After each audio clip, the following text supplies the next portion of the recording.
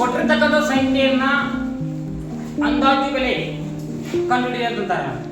ಅಥವಾ ಏನ್ ಮಾಡ್ತಾರಪ್ಪ ಅಂದ್ರ ಒಂದು ಸಂಖ್ಯೆ ಕೊಡ್ತಾರ. ನೋಡ್ರಿ 672 ಇದನ್ನ 10ರ ಸ್ಥಾನಕ್ಕೆ ಅಂದಾಜಿಸಿರಿ ಅಂತ ಕೇಳ್ತಾರ.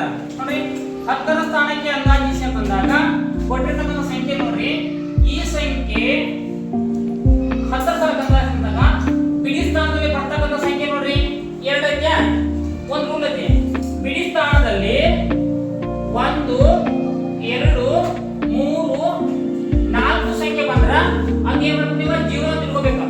ಅರ್ಥಾತ್ ಇಲ್ಲಿ ಬಿಡಿ ಸ್ಥಾನ ಇಲ್ಲದ ಈ ಬಿಡಿ ಸ್ಥಾನದಲ್ಲಿ ಬರ್ತಕ್ಕಂಥ ಸಂಖ್ಯೆ 1 2 3 4 ಇದ್ರ ಈ ಸಂಖ್ಯೆಯಲ್ಲಿ ಏನ್ ಮಾಡ್ಬೇಕು ಅಂತಂದ್ರ ಬಿಡಿ ಅಂತ 0 ಅಂತ ತಿಳ್ಕೋಬೇಕು.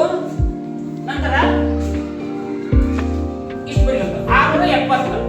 ನೋಡ್ರಿ 672ರ ಅಂದಾಜು ಬೆಲೆ 670.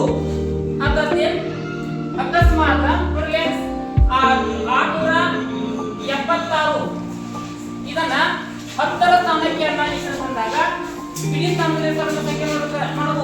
ಇದೊಂದು ನಿಯಮ ಏನಂತಂದ್ರ ಬಿಡಿ ಸ್ಥಾನದಲ್ಲಿ 5 6